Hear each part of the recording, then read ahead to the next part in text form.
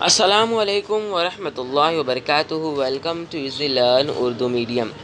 آج کے اس ویڈیو میں ہم 9ویں جماعت مضمون تاریخ اور سیاسیات کا سبق نمبر 6 خواتین اور دیگر کمزور طبقات کو خود کفیل بنانا، اس سبق کے سوالات و جوابات حل کرنے جا رہے ہیں۔ پہلا سوال ہے، ذیل میں سے مناسب و متبادل چن کر بیان مکمل کیجیے۔ آپ کو 2 خالی جگہ دیا ہوا ہے، اس میں سے آپ کو 4 آپشن دیا گیا ہے، اس میں سے کوئی ایک جو مناسب ہے، صحیح ہے نا، اس کو آپ کو صحیح کرنا ہے نا۔ تو اس کا جواب ہم لوگ دیکھتے ہیں۔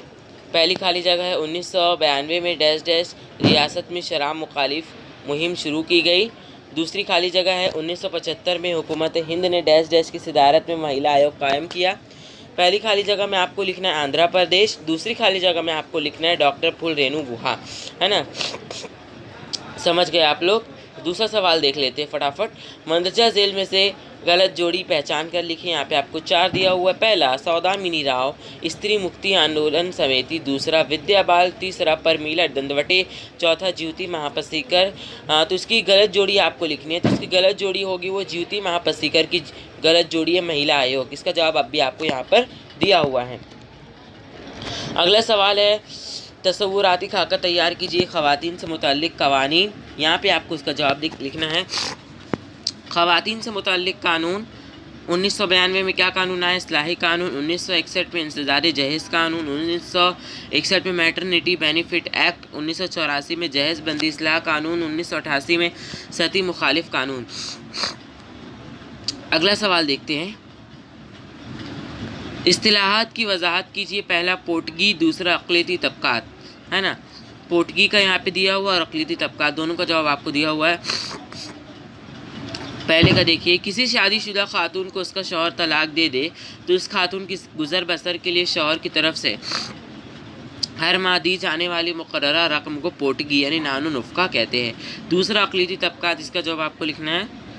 کسی سماج میں مذہبی، لسانی یا نسلی اعتبار سے کم تعداد کے گروہ کو اقلیتی طبقہ کہتے ہیں۔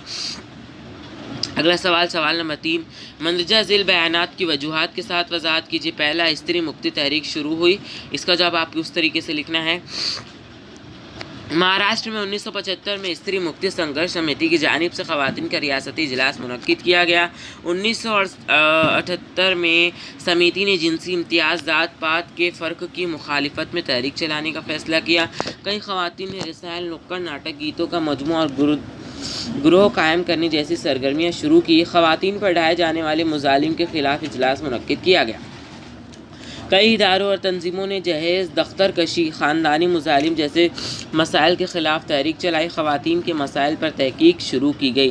ان تمام سرگرمیوں کے ذریعے مہاراشٹر میں استری مکتی یعنی آزادی نسواں کی تحریک شروع ہوئی۔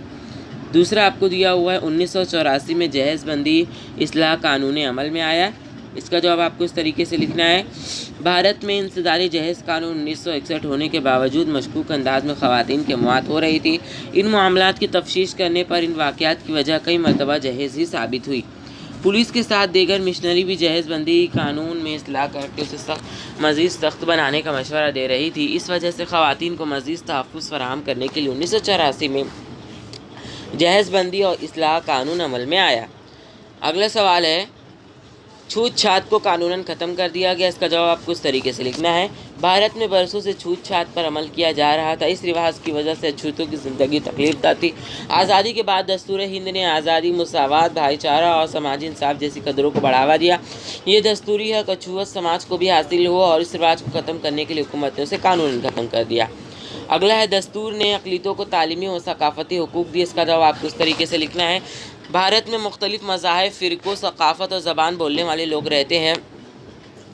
ان میں اقلیتی گروہ کو اپنی تہذیب، روایت کو محفوظ رکھنے اور اپنی زبان کو ترقی دینے کا حق ہونا چاہیے۔ انہیں اپنی تعلیمی ادارے قائم کرنے کی آزادی ہونی چاہیے، اس لیے دستور نے اقلیتوں کو تعلیمی و ثقافتی حقوق دیے ہیں۔ اگلا سوال یہاں پہ آپ لوگوں کو دیا ہوا ہے۔ سوال نمبر 4، نوٹ لکھیے۔ پہلا چپکو تحریک، دوسرا حقوق انسانی تحفظ قانون۔ تو اس کا جواب آپ کو اس طریقے سے لکھنا ہے۔ چپکو تحریک کی معلومات، پہلا، ہمالیہ کی ترائی میں موجود منگلات کے درختوں کی تجارت کی غرض سے بڑے پیمانے پر کٹائی ہونے والی تھی۔ چندی پرساد بھٹ اور سندر لال بہوگنا نے اس کی مخالفت اور تحریک چلائی۔ اس تحریک میں خواتین نے ایک دوسرے کا ہاتھ تھام کر درختوں کی گرد چکر لگانے کا عمل کیا۔ درختوں کی کٹائی نہ ہو اس لیے خواتین درختوں سے چپک کر کھڑی ہو گئی، اس لیے اسے چپکو تحریک کہتے ہیں۔ اس تحریک کی وجہ سے درختوں کی کٹائی رک گئی اور خواتین کی طاقت کا نمونہ سماج کے سامنے آیا۔ اگلا ہے حقوقی انسانی تحفظ قانون کی معلومات لکھی، اس کا جواب آپ کو اس طریقے سے لکھنا ہے۔ 1993 میں مرکزی حکومت نے خواتین اور مردوں پر ہونے والی ناانصافی کو دور کرنے کے لیے حقوق انسانی تحفظ قانون پاس کیا۔ اس قانون کی روح سے قومی حقوق انسانی کمیشن اور ریاستی حقوق انسانی کمیشن قائم کیے گئے۔